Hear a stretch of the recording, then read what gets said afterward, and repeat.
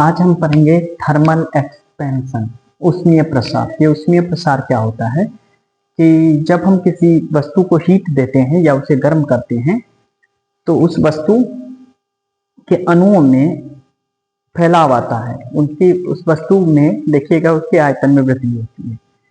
पुराने जमाने में जिस समय बैलगाड़ी चला करती थी, अभी भी कहीं कहीं चलती हैं, तो उस समय उस पर क्या होता है कि एक रीम चढ़ाया जाता था लोहे का, और उस लोहे की रीम को चढ़ाने के लिए पहले उसको गर्म किया जाता था। गर्म करने पर उसके आयतन में वृद्धि हो जाती थी। बाद में उसमें लकड़ी को फिट कर दिया जाता था और फिर छोड़ दिया जाता था। थोड़ी देर के बाद वो उसमें पूरी तरह फिट हो जाती थी। ऐसा इसलिए होता है कि ठोसों में एक्सपेंशन होता है, प्रसार होता है। इसी बात को हम दूसरी भाषा में यहाँ पढ़ेंगे, जिसको एक्सपेंशन मतलब फिजिक्स की भाषा में हम यहाँ पढ़ेंगे। देखिए, थर्मल एक्सपेंशन उष्मीय प्रसार, ताप वृद्धि होने पर पदार्थ के अणुओं के बीच की औसत दूरी बढ़ जाती है। जो उसकी नॉर्मल दूरी होती है वो उसमें वृद्धि होती है। जैसे जैसे टेम्परेचर आप बढ़ाइएगा तो उसकी नॉर्मल दूरी में क्या होती है, वो वृद्धि होती है, एक्सपेंड करते हैं वो अणु। इसका मतलब ये देखिए कि आप टेम्परेचर बढ़ाते हैं आइस का, धीरे धीरे उसके अणुओं में क्या होता है, दूरी बढ़ेगी, नॉर्मल दूरी बढ़ेगी तो वो क्या होगा, धीरे धीरे उसकी नॉर्मल दूरी बढ़ने पर उसके स्टेट में चेंजिंग आ जाएगी। वो क्या बन जाता है, लिक्विड बन जाएगा। फिर और बढ़ाइए तो वो गैसियस स्टेट में चला आएगा। तो ये क्यों हुआ, ये थर्मल एक्सपेंशन के कारण हुआ।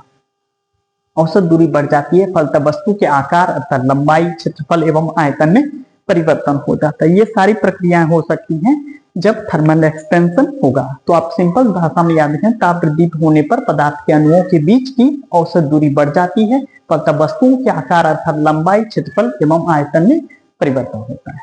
तो अब परिभाषित करने की कोशिश करें। अतः हम कहें शॉर्ट में तो गर्म होकर पदार्थ के फैलने की घटना को उष्मीय प्रसार कहते हैं। यदि पूछ लिया जाए एक लाइन में उष्मीय प्रसार किसे कहते हैं, थर्मल एक्सपेंशन किसे कहते हैं, तो गर्म होकर पदार्थ के फैलने की घटना को उष्मीय प्रसार कहते हैं। मतलब हीट एब्जॉर्ब करके एक्सपेंड होने की जो प्रोसेस है उसको उष्मीय प्रसार कहते हैं। जैसे मैंने कुछ चित्र से दिखाया, अगर ठोसों में उष्मीय प्रसार तीन प्रकार से हो सकता है। पहले रेखीय प्रसार हो सकता है, क्षेत्रीय प्रसार हो सकता है, आयतन प्रसार होता है। अंग्रेजी में बोले तो लीनियर एक्सपेंशन हो सकता है, सुपरफिशियल एक्सपेंशन हो सकता है, वॉल्यूम एक्सपेंशन हो सकता है। तीन प्रकार के एक्सपेंशन हो सकते हैं, वो सॉलिड में हो सकते हैं।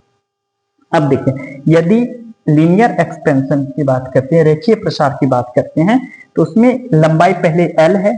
अब यदि उसमें प्रसार हो रहा है तो अल्प लंबाई में वृद्धि हुई, जिसको हमने कहा डेल्टा एल। अब इसी तरह यदि किसी के क्षेत्रफल में प्रसार होने की बात है, यदि एरिया ए है और उसमें एक्सपेंशन होता है तो डेल्टा ए उसका एक एक्सपेंशन उसके एरिया में इंक्रीजमेंट है, जिसको हमने डॉट डॉट से दिखाने की कोशिश की है। इसी तरह किसी का वॉल्यूम यदि भी है और उसको टेम्परेचर, उसमें उष्मा दी गई जिसके कारण उसके आयतन में कुछ वृद्धि हुई, तो हमने डॉट डॉट से लिखा है, उसको माना हमने डेल्टा भी। तो डेल्टा भी उसमें इंक्रीजमेंट है, उसके वॉल्यूम में वृद्धि है। अब यदि द्रवों में बात करें तो द्रव्यों में दो प्रकार के एक्सपेंशन होते हैं। एक एपरेंट एक्सपेंशन, जिसको आभासी प्रसार कहा जाता है, एपरेंट एक्सपेंशन। दूसरा वास्तविक प्रसार होता है, जिसको रियल एक्सपेंशन के नाम से जाना जाता है। दो प्रकार के प्रसार होंगे। गैसों की बात करें तो उसमें दो प्रकार के उसमें भी प्रसार होंगे। एक आयतन प्रसार होगा, जिसको वॉल्यूम एक्सपेंशन बोलेंगे, और दूसरा दाब प्रसार होगा, जिसको प्रेशर एक्सपेंशन कहते हैं। दो प्रकार के प्रसार हो सकते हैं। इसका मतलब है कि तीनों पदार्थ की तीनों अवस्थाओं में हीट देने पर उनके अणुओं में चेंजिंग आता है, उनके अणुओं में प्रसार होता है, परिवर्तन होता है। तो तीन प्रकार के परिवर्तन होते हैं, इस प्रकार हम कहते हैं। अब देखिए, thermal expansion in solid topic है, थर्मल एक्सपेंशन इन सॉलिड। तो ठोसों में उष्मीय प्रसार क्या है, तो लीनियर एक्सपेंशन, ठीक, आपको पता है ठोसों में उष्मीय प्रसार तीन प्रकार के होंगे। रेखीय प्रसार हो सकता है, क्षेत्रीय प्रसार हो सकता है, आयतन प्रसार हो सकता है। यहाँ हम पहले रेखीय प्रसार के बारे में पढ़ेंगे, लीनियर एक्सपेंशन के बारे में पढ़ते हैं। तो किसी छड़ को गर्म करने पर उसकी लंबाई में बढ़ती है। जैसे भी हम टेम्परेचर देते हैं, छड़ के उष्मा देते हैं तो उसकी लंबाई में वृद्धि होती है। जैसे हमने चित्र में दिखाया है कि पहले लंबाई L थी, हमने उसको उष्मा दी, तो अब उसकी लंबाई हो गई L प्लस डेल्टा L। लंबाई में वृद्धि कितनी हुई? Delta L। वो जो त्रिभुज के जैसा सिंबल हमने दिया है उसको डेल्टा पढ़ते हैं, तो डेल्टा L त्रिभुज जैसा जो है डेल्टा L लंबाई में वृद्धि है। तो मान लेते हैं, माना L बराबर प्रारंभिक लंबाई है, डेल्टा थी, थोड़ी सी उष्मा दी है, जिसमें हमने माना कि जो उष्मा उसमें दी है वो डेल्टा थीटा है। डेल्टा थीटा ताप वृद्धि के कारण, मतलब थोड़ा सा ताप जो वृद्धि हुआ नॉर्मल, वो डेल्टा थीटा है। डेल्टा एल लंबाई में वृद्धि है ना, ये माना हुआ बात है हमारा।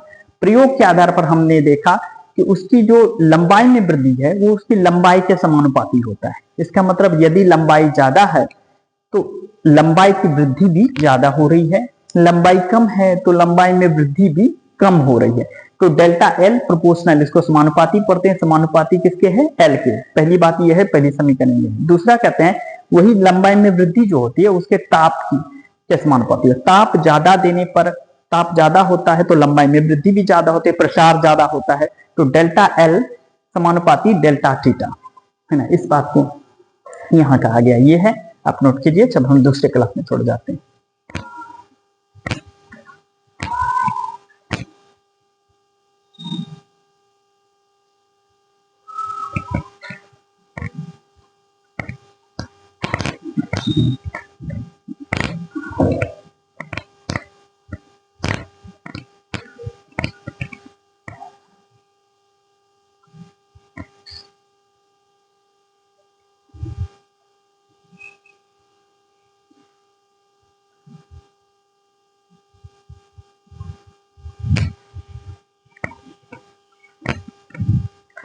समीकरण 1 और 2 से हमने पहला देखा डेल्टा थीटा, अब दोनों, पहले में देखा डेल्टा एल जो है समानुपाती एल के है, दूसरे में डेल्टा एल समानुपाती डेल्टा थीटा के। अब दोनों को मिला दिया जाए तो हमारे पास डेल्टा एल समानुपाती होगा एल इंटू डेल्टा थीटा, ठीक है। अब डेल्टा एल जब समानुपाती का चिन्ह हटाएंगे तो उनके बीच में किसी कांस्टेंट से गुणा करना पड़ता है।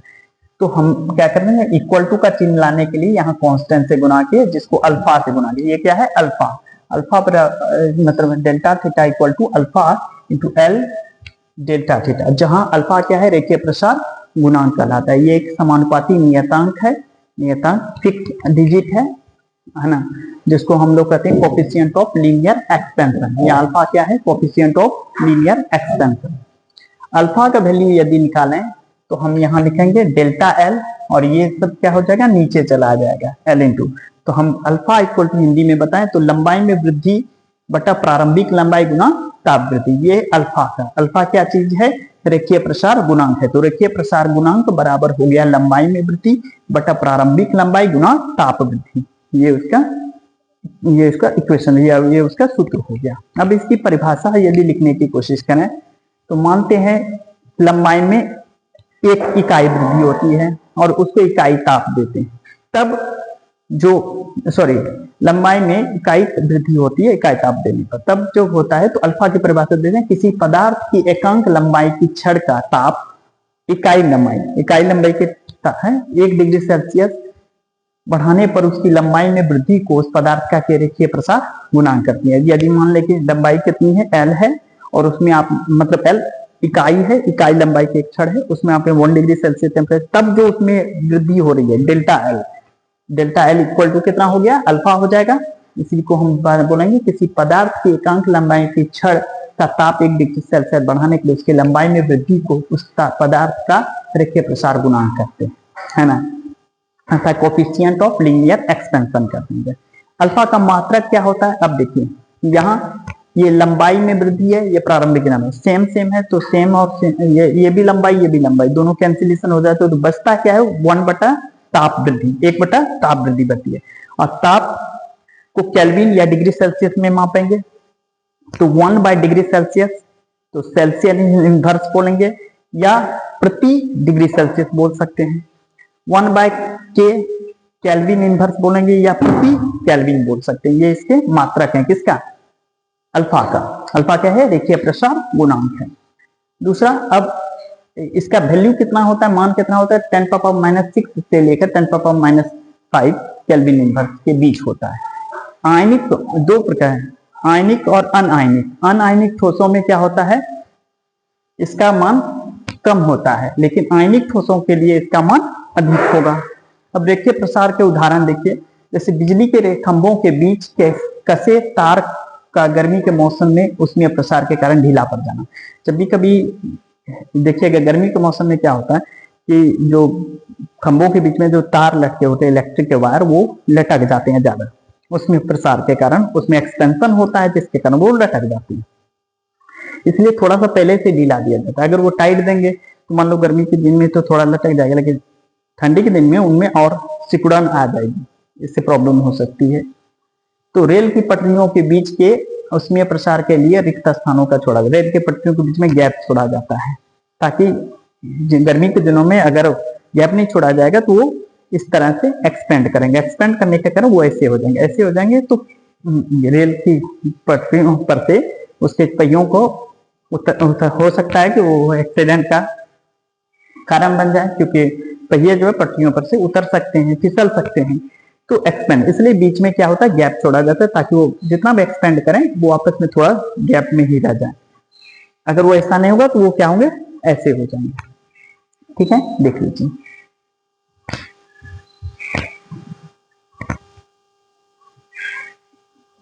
अगले दिन हम लोग आयतन प्रसार गुणांक और क्षेत्रीय प्रसार गुणांक के बारे में